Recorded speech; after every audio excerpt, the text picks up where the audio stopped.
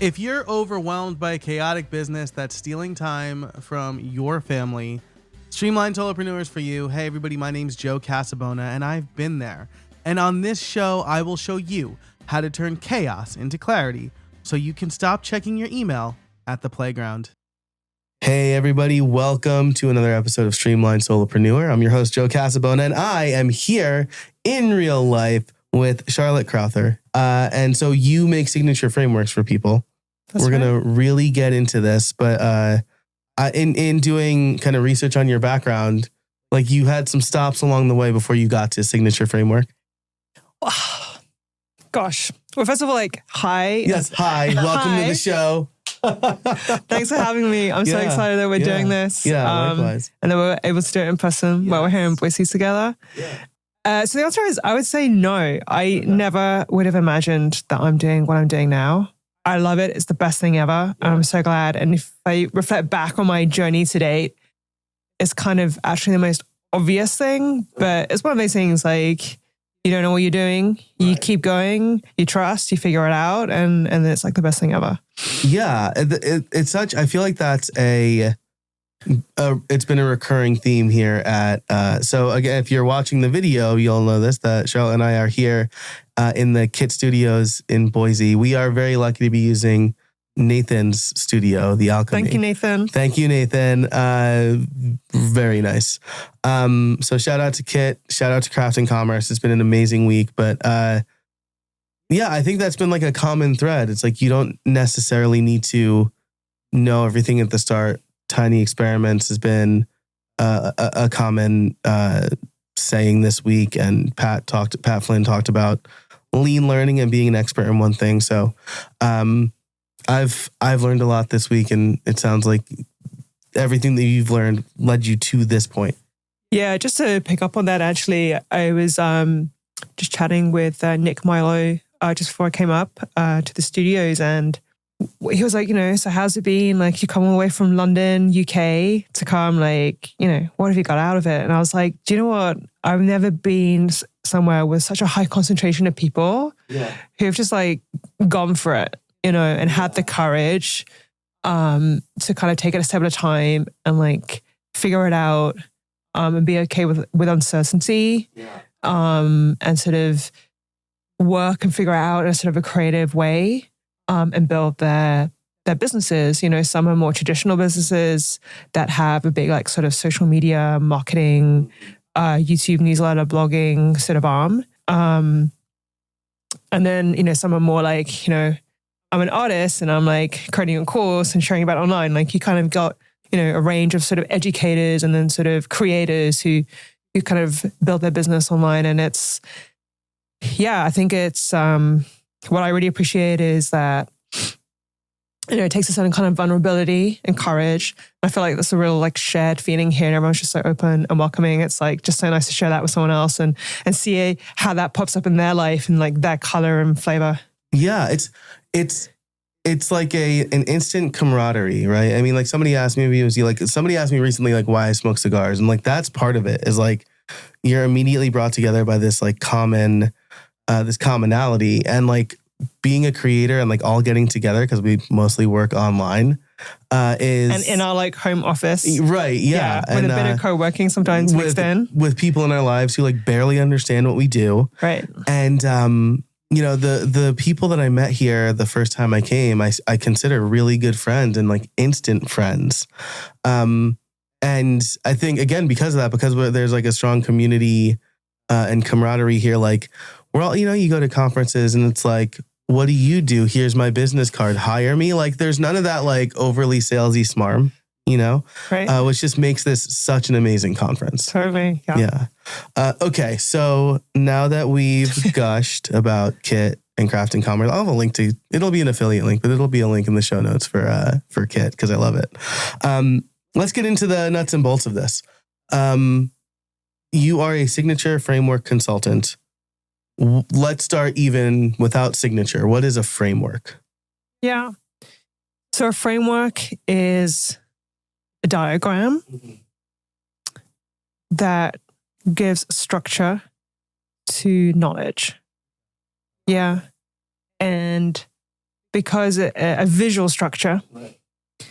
And because of that, you're able to just sort of read the diagram and use both our verbal and visual way of taking information through our brain to make sense of something. And because we're not only using words, we're using our visual spatial capacity, the speed at which we understand a concept is much, much faster. So we are leveraging the way our mind works more effectively. Yeah. And we are able to communicate more deeply a particular concept.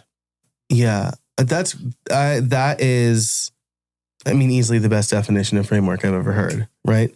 And it makes sense. And, when I was a computer science major, we always talked about how words were imprecise. Like, that's why we like math, right? I didn't know that. Okay, yeah, cool. Yeah. Good to know. So like, when you try to describe something without the visuals, it could be really hard for someone to truly understand what you're trying to communicate. And something that I always incorrectly thought about frameworks is that it was more like a blueprint. Like, oh, my framework is step 1, do this. Step 2, do that. Step 3, do this. But that's not really the case, right? Or it doesn't necessarily have to be the case.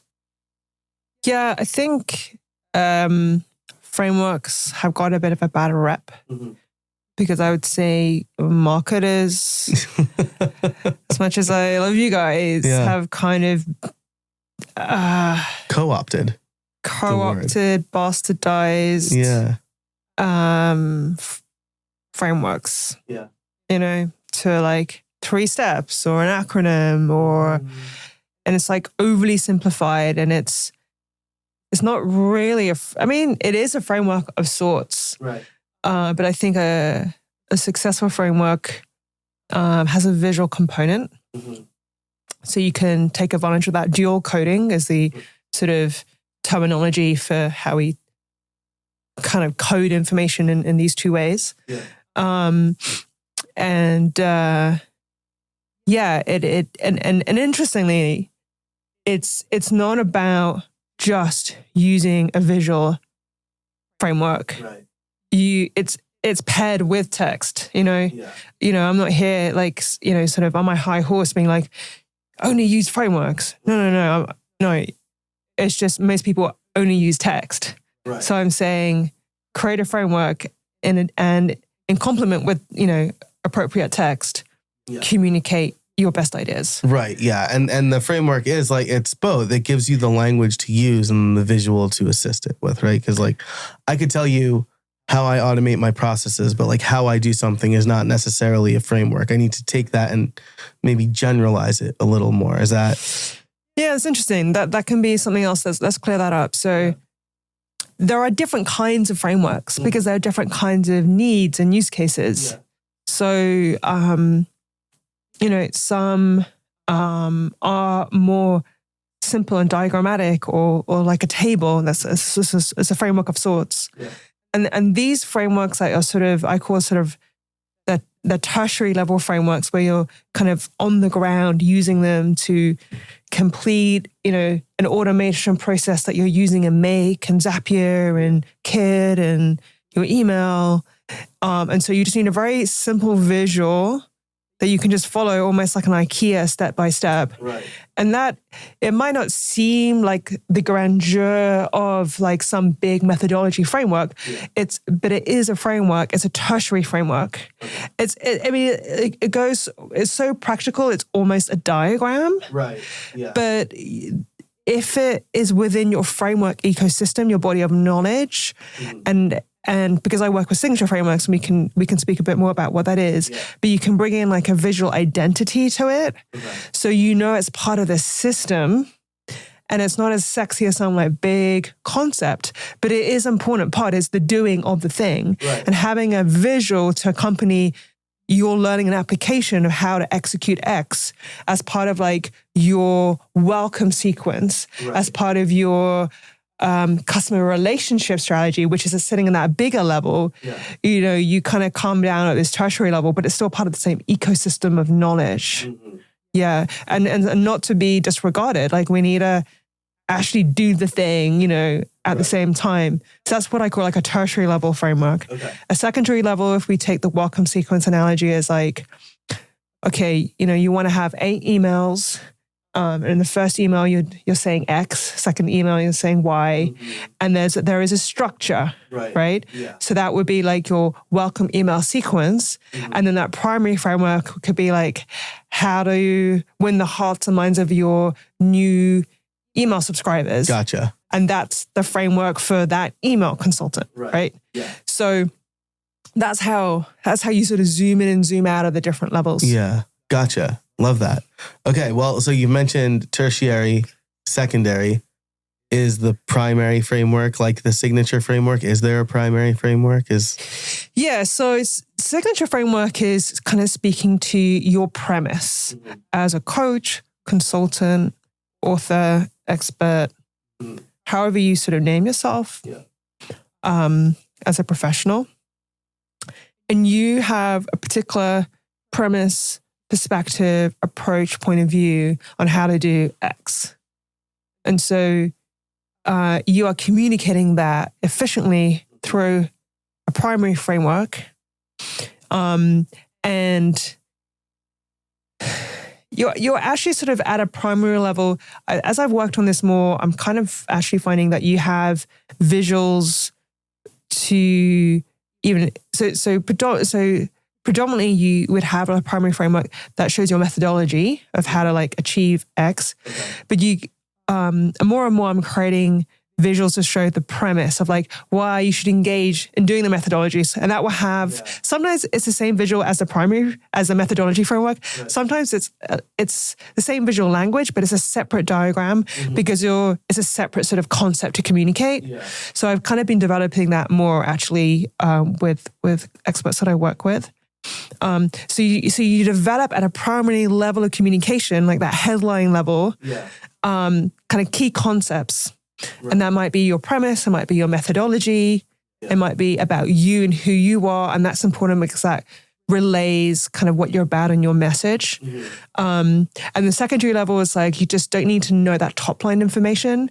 But when you do double click, it's right there. And it's part of this whole knowledge base, this whole knowledge ecosystem, which nests inside each other. And it's just like, it flows and it makes sense. And it's been all through end to end. Gotcha. So it sounds like a tertiary framework would almost be like how to automate a process, right? Like you take the trigger, there's a condition, there's the action, right? Exactly. The secondary framework would be how to build your system around automations. And, so it's not just like one specific automation. It's almost like, here's your system for running your business and kind of why you would want that. So it's like you need to consider automations, you need to consider delegation, you need to consider the things that you're not doing at all. Is that kind of... So what you described there was set at the primary level because you're explaining at a high level view, delegation, system automation. So then the secondary framework of that is like, how do you actually achieve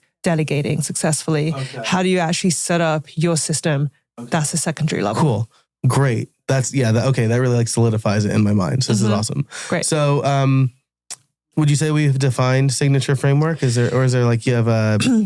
So what makes a framework signature is the visual design of that framework image. Visual. A lot of, anything you draw is made up of a circle, a triangle, a square, a line of some sort. But it's a way in which you compose that is very signature and unique to you. We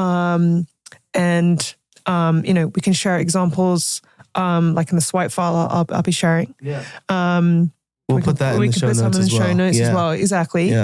And then on top of like that visual being very distinctive, the branding of the visual is correlated to the organization or the individual whose expertise is being showcased in the framework. And so it becomes a signature framework. It's like unique to you. And more specifically as well, it's proprietary. not just because of the thinking behind it and what's represented in the visual, but because it has that branding visual element to that distinctive visual. It's totally proprietary and part of your intellectual property, and what you would protect as well and get trademarked. Yeah, that's a really key point, I think. Not the get the trademark, definitely get the trademark, but like anybody could say you need to automate and delegate, right? Everybody who's in the system space says, oh, I save you time, right? Like that's like, sure. Every business boils down to saving you time or money, right? And so having that visual component, right? You mentioned lines. So like Holly Arnett did my branding, which again, I'll link this in the show notes, but like she created this like distinct system of these wavy, not really straight lines, but there's space between, and a streamlined business is a spacious business is part of my brand. And so some of these elements would likely go into my signature framework. Exactly. Especially as I love Holly, she's great. And so she's done that work, but we would build off of that. Mm-hmm. Yeah. Yeah. Actually, if I mean, it's totally fine, but actually, the more I work on this, the more I would encourage a company to define their intellectual property first and create a visual language around it. Yeah. And that then informs their brand. So if you think about it, like when you're developing a brand, you're like thinking about what is your message? What is it that you do? Right. So to like double click on that and get it really clear and create the visual around it. And then you build the brand around that. Yeah. Or you do both in tandem, but they inform each other, right, is like super powerful. Yeah. Oh, that's super cool. Okay, so let's get into the concrete. What's like one of your favorite frameworks that you've developed, signature frameworks that you've developed recently? Well, we've got to talk about Justin. We do have to talk about Justin. Yes. It would be criminal. I think he would actually shoot us if we didn't. Yeah, absolutely. So I think everyone knows you work with Justin, right? Yeah. It's like a known thing. Yeah. So, I mean, longtime listeners will know I did sponsorship coaching on my own, and then I worked with Justin, and he made me a better sponsorship getter. And I felt really weird, like teaching his stuff to my clients. So he brought me on, and now I work very closely with him there. And so, he has a whole framework around. Right, let's get it. Yeah. So this is his recent new book, Sponsor Magnet. Sponsormagnet.com. Right, exactly. Yep. And this, is his framework that I helped develop 2023. Yeah. And he's used this in his courses. In his knowledge base, in his now book, in his marketing sales. I mean, it informs everything we do. Right. In his events, right. Yeah. And it's like, how do you say it? It was like, it's the blood running through the veins of my business. Like he is being as bold to say that. Yeah. Yeah. Which I'll tell you, so Charlotte and I met this week as we record this, and she's talking about this. I had no idea that you developed the framework. I'm like, oh wow, Justin, like this is a really good thing that Justin came up with. Because it really is. It affects like the chapters in his book are it's called the sponsor wheel. Yeah. It's 8 segments of a wheel, all like every stage of doing a brand deal. And it was like it informed the games at sponsor games. It informs his content. I'm like vibe coding these tools for like people to practice each stage of the wheel. So like it's really, like he said, it's the blood running through the veins of his business. It's permeated every aspect of his business. Justin is a smart dude, and what I really like about him is, of course, he helps people make money, which helps them create the lives they want. But ultimately, it's about impact for him, which I love how that's like, it's so easy, especially with money and sponsorships, to get busy with that. And he's like, yeah, all of that, but it's like it's about impact, right? And he knows to be impactful, you need to make it easy, clear, and simple for people. And you need to repeat. That's how we learn. That's how we remember. Yeah. So sure, he's building a brand for himself, He's the go-to person for sponsorship coaching. And he does it for all those reasons, but he does it ultimately to help his people. Yeah. And it's like you can never have enough for showing his will and keep talking about his will and using it. Like one of the favorite use cases is that he's like made this wheel. He's at a conference and he's like, spin the wheel, the sponsorship wheel. Yeah. And then they spin it and it has a question, which then creates a prompt that he has. And he's interviewing them on that question, like as creative and as fun as that. And what a great way to sort of get to know people. Yeah. But, he's just really using it and sharing it. And I just love how he gets it and he's really using it from that place of impact because that's what it's about. And ultimately it's a knowledge organizer. Yes. So his YouTube channel has like sections based on the 8 steps. Yeah. And so I want to really speak to this, right? Because like something that I don't have a signature framework yet. But like when I'm trying to figure out what kind of content to do for my YouTube channel, it's like kind of what I'm thinking about that day, right? Or like last year I wrote, I could have the GAPS framework. So I talk about gear, automation, processes, and systems. And I'm like, what's the difference between automations, processes, and systems? I really need to define that. And do I want to talk about gear? And so like you're with the sponsor wheel, like all of his content falls into a very nice bucket. And it's all based on this signature framework. And that reduces cognitive load and helps him produce the sheer amount of content he produces. Yeah. So my first career was as a professional artist. And I know people think like if you're an artist, like you're some sort of mad hatter, right? You're like super crazy and you're creating this, creating that. You look like Professor Trelawney or whatever, right? Right, like, and everything's like everywhere. And I mean, I have that side to me. But something I already like figured out was if in my studio, I put all my brushes in one place and all my paints in another, and I kind of created these simple systems, I would have more time to paint. Right. And it would create more space to be creative. Yeah. And like since then I've just grown in nerdiness in terms of systems and stuff to like levels that, are pretty quirky, let's say. I mean, the people who listen to the show listen to me talk every week. So like we're in good company. We're in great company. Glad to hear. We'll have this like swap some pictures and stuff and chat shop about that. But it's exactly that is when it comes to sort of content, right?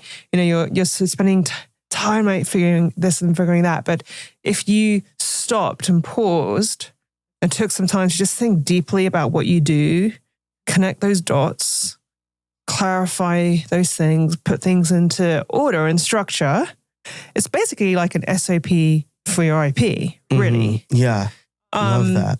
You, like anything, when you bring an SOP to it, you standardize, you enable people to come in, like how you can come in and be like, okay, I'm going to, create a game around this so people can practice how to pitch, right? Like, it doesn't depend on Justin anymore. He doesn't have to explain it. He has a system that he can train his team around and they can get creative about it because there's a structure and there's a solid, reliable structure. And something like I recorded with Justin earlier this week and he was like, Charlotte, it works. And I can shout loud and far about it because I know it works and it really helps people. Like it's actually like, it works, use it. Like it's really coming from that place. Yeah. It's not like, oh, I've got this system, like I'm impressive, follow me, Right. It's like, no, this actually works and helps. Yeah. It's not just a buzzword. Yeah, it's not some marketing thing, gimmick, which is like, follow the ASET system. Like, it's like legit. And so I think it kind of gives you that confidence as well. Yeah. And because you have that clarity and that structure and you double click, you actually get deeper into it, to like, ooh, we could practice the pitching in this way. We're going to do a challenge in this way, right? We need to talk about it in this way. Yeah. We're actually talking to him about the moment about sort of creating some foundational videos for his YouTube channel. Mm-hmm. And again, like, we'll come back to those 8 steps and build off there. We're not reinventing the wheel again. Right. Pun intended, no pun intended there. There we go. and And it's a whole different ballgame. And as you say, that's also what helps him be prolific, accelerate his competitive advantage. Yeah. It's so powerful. Yeah. I mean, one more thing before we move on from Justin, as sad as that will make him, is, he gave a workshop at Craft and Commerce, and I had vibe coded these things for his podcast, right? I'm like a guest co-host, I guess. And he texted me, he's like, I'm just going to throw out my slides and use these things.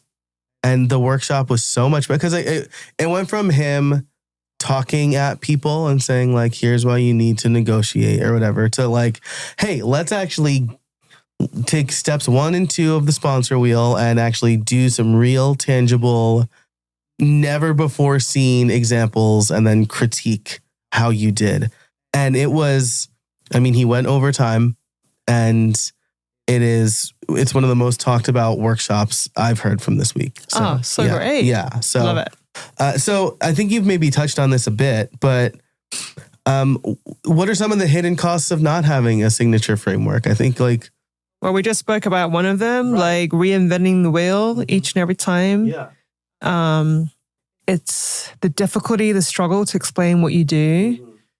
Which lots of people do, right? Like the first talk at Craft and Commerce was about that. And it's like, oh, well, I do this and I do this and like I kind of do this. And a signature framework gives you the language to not do that. And show what you do. And show. And take advantage of the dual coding. Yeah. And be memorable in someone else's mind. Yeah. It's something more tangible that your clients can speak to and share with their people and recommend you. Yeah. Yes. So this is actually on LinkedIn. You said signature framework shift you from trust me, I'm good to here's precisely how I create success. I want to talk about that a little more because I feel like this is something that solopreneurs really struggle with. And maybe this is just because I come from the programming space and we're very concrete. It's like I build you a website, right? But that's okay. So does Squarespace. So does AI, right? Like why would I hire you to build a website? Or I help build you automations. What are automations is usually the first question I get when that was the thing I said I do. So I want to talk about this a little bit because like, trust me, I'm good is how I've lived my whole life. Is it? Yeah. It's okay. Did that hit a chord? Yeah. It's just very like, if you build it, they will come. And I'm like, well, I built these great things. And when people see them, they'll intuitively know they need them and hire me. And that happens sometimes, but it's definitely not a way to grow a business or a mailing list. Well, it's the benefits are internal and external. One, if we start with the internal, it's like you clarify your own thinking, which means, you're not like reinventing every time. Right. And you create a standard for yourself and you can iterate and build on it, but you have a baseline that's documented that you can improve upon. But two, in terms of like the client experience, you could share them. This is what we're going to go through. And if you make it visual, they're going to more likely engage with it than a block of text. Right. It helps set expectations. It brings clarity to the conversation. If there's any assumptions from the outset, they can be managed. Yeah. It brings structure to the website service experience, especially when things are a bit more intangible. It's professional. It's clear.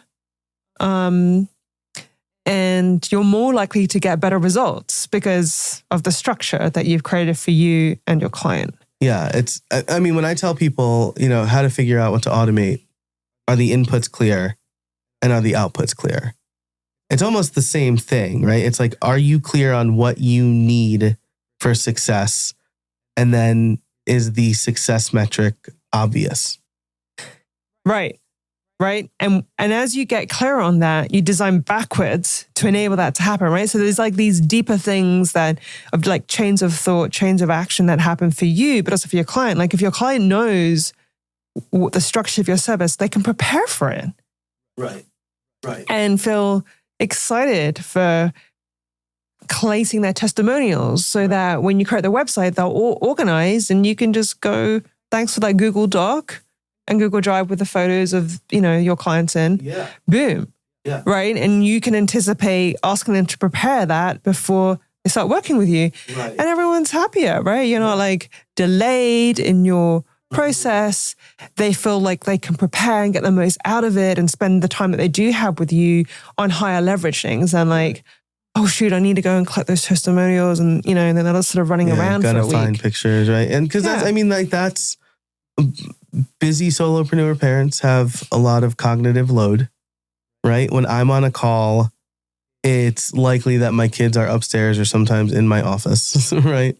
And when I'm cognitively distracted by my kids, I have a very hard time articulating on a discovery call my exact value because I have to reinvent the wheel. I have to think about the words again. And I'm getting better at that, but I can just imagine a lot of my potential clients are parents as well. Mm-hmm.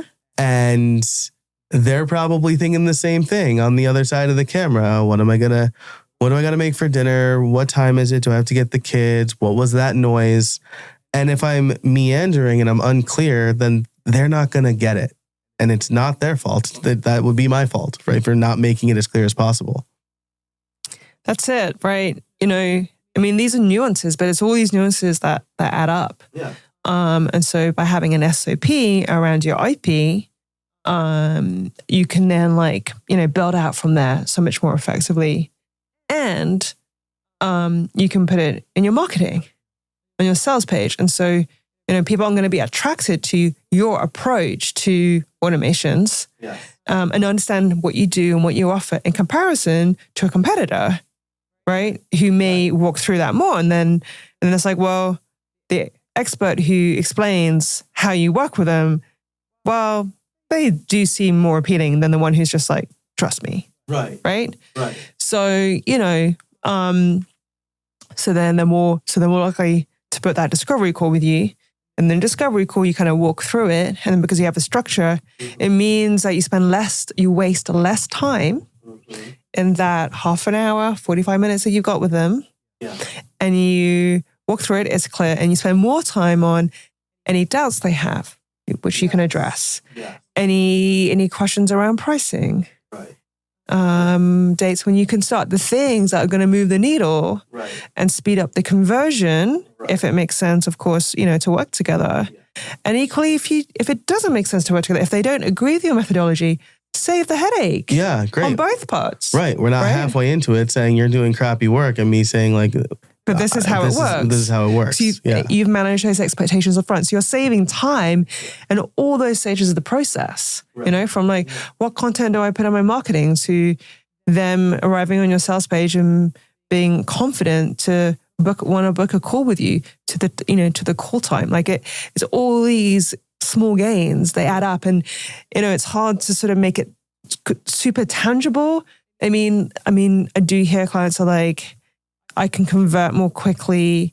My service appears more premium because I can explain my unique perspective and methodology. Right. So they're able to charge a higher fee. And they're able to attract more lucrative opportunities in a way that, giving workshops or speaking because they have a methodology, you're going to be chosen for having that over someone who doesn't, right? Yeah. So there's all these nuances. Yeah. I mean, like this has been a big week of self-reflection for me. And as you were talking, I was thinking about my approach to discovery calls. And it's never like, okay, the fact that you filled out this form makes me fully understand your problem. It's always like, so tell me about your problem. Right. And then they go through it and I'm like, okay, here are a few ways I think I can help you. And like, I probably lose half the people right there. You think you can help me. I want somebody who knows they'll help me. Right. And so, this has been hugely helpful already. But I do want to wrap up with, if a lot of our listeners are thinking, as I'm thinking right now, that we need a signature framework. I obviously don't want you to give away your secret sauce, but let's get this out of the way. Does it need to be an acronym? I love that. I love that. The amount of times, also working with clients, the amount of time they spend on ChatGPT being like, how do you create an acronym for this system? Mm-hmm. And I'm like, I think, it's a classic clear over clever, simple over complex. Mm-hmm. Easier said than done, and definitely the difference between a novice and an expert. Yeah. I think for me, to give a more tangible example, sometimes there are just like the right words for communicating the thing that, that sort of key action at that time. And if you place it for another word, just so it can fit into an acronym, it dilutes it. Yeah. And look, if it works, great. And of course, see if it can work, but not at the expense of, complexity. Yeah. And like, something clever. Like it just... Like if you're trying to like back in some words to an acronym you want like that, I was yesterday while Chris Donnelly was talking. I was like, he was talking about a little bit frameworks, acronyms, and I'm like, how do I make this an acronym? And I just couldn't get there. Like, do, document, automate, delegate, remove. There's no way to make that a word. Yeah. And that is the clearest way to communicate what I help people do. So another thing is people who use acronyms depend on the verbal element, right? Yeah. And that's another thing, right? If you bring in that visual element and create this diagram and create a signature visual around it, you're like leaning on that to tap into the memory. Yeah. And bringing in icons, or arrows. Yeah. And so you can communicate that in other forms and still get the integrity of the word that really resonate and touches the person, that as they're actioning, remembering these key concepts, they can really access it and apply it. Yeah. I'm thinking about Justin's sponsor wheel again, and I'm like, what? How unclear would it be if he tried to back an acronym into that? Ludicrous. Pitch, negotiate, concept, feedback, produce. Like, what words would you need to find for that, right? But like, you see the sponsor wheel and you know the process. That's the thing. I mean, I'm sure you know it off by heart now, right? Yeah, right. But when you first encounter it, you don't need to know all 8 words. Yeah. You just get like, you use this system and you keep using it like a flywheel. Right. And you'll land consistent, well-paying sponsorships. Yes. And that's all you need to know to begin with, right? And then you're like, okay, I really need to learn how to pitch. And so you double click on that and you sort of internalize those learnings, right? And then you sort of go on to the next step and internalize those learnings. And so you develop your own associations and hooks with it. Right. But what's so great is like, the visual of Justin Sponsorship Will is beautiful. It's compelling. You want to remember it. Yeah. You want to create visual hooks around it. And that's also why it's so powerful. Right. Yeah. And within each, inside pitch, he does have the rope method, right? Mm-hmm. So, and within follow-up or creating a PCR, he has the Pinot follow-up, so it's like your signature framework leads the way for creating bigger systems or the opportunity for acronyms if you really want them inside. Yeah, inside. Absolutely. Yeah. It's not just like take it away, right?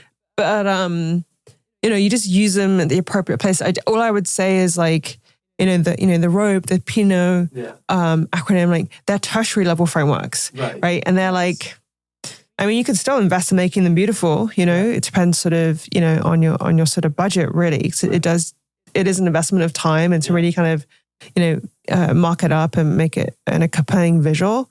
But you can also do like a really good version of that without breaking the bank, right? And so I think that's the thing. You can kind of zoom in and zoom out. Yeah, absolutely. Okay, so doesn't need to be an acronym. What is the first thing someone should think about when creating their signature framework?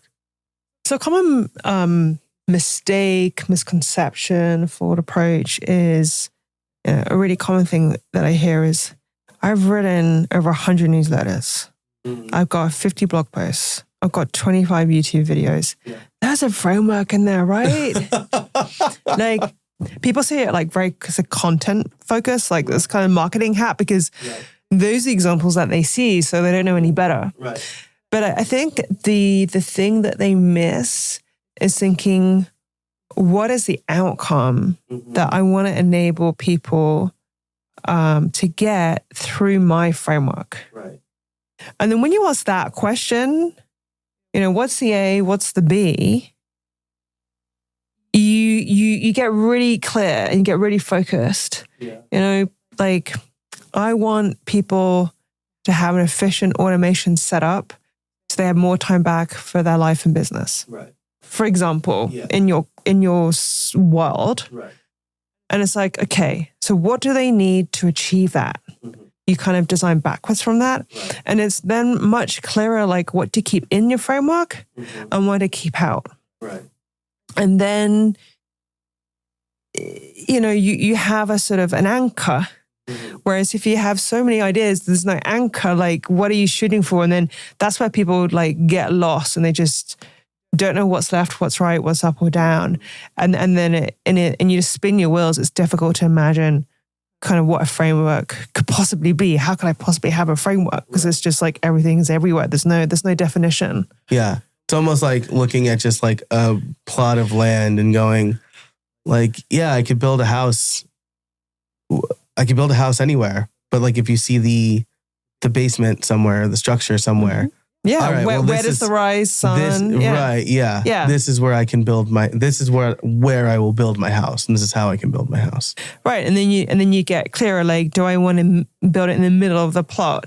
Right. Or is there like a stream over there and I don't want to like do it too close to the stream? Or I want to have a big lawn area so my kids can play there. Right. I want to wake up with the sun rising and I want to see it in this way versus that way. You start to bring definition. Right. And then when you start to do that, there's only so many places you can actually start building the house. Yes. Right. So,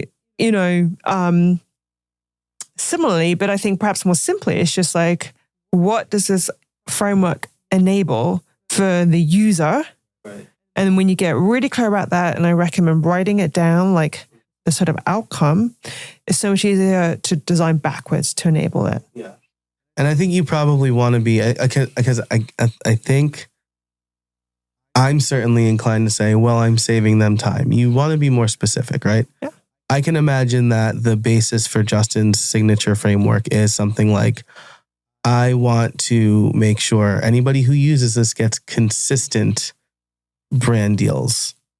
There's consistent, better paying brand deals, something like that. Exactly. And it's like, okay, super clear to achieve that, do these 8 steps. Right. Yeah. I love that. Well, Charlotte, this has been awesome. We've just scratched the surface on signature framework. So if you want to learn more, reach out to Charlotte. Where can people find you?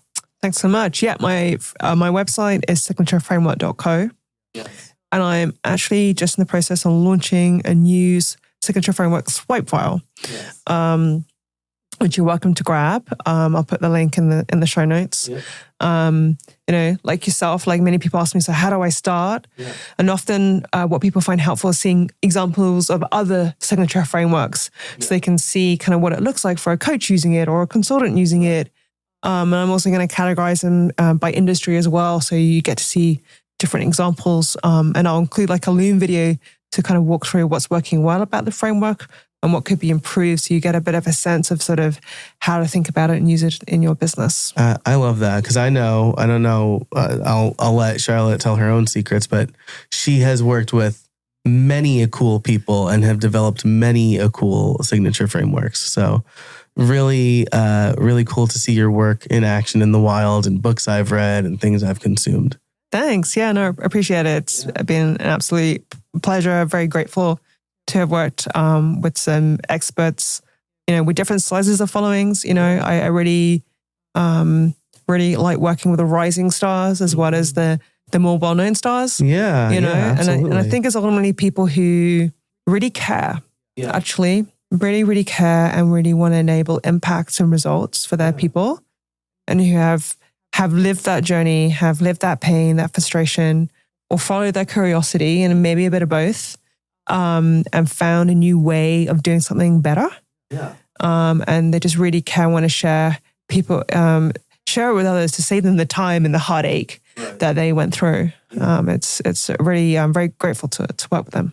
Awesome. I love that. Well, Charlotte, thank you so much for joining us today here at Kit Studios. Thank you again to Kit and Nathan. I'll link to Kit in the show notes as well. Rich show notes today. Yeah, nice. But thank you so much. I really appreciate you joining us. Thanks. Awesome, Joe. Yes. And thank you for listening or watching. If you're watching this to see the beautiful studio, I really appreciate it. And until next time, I hope you find some space in your week.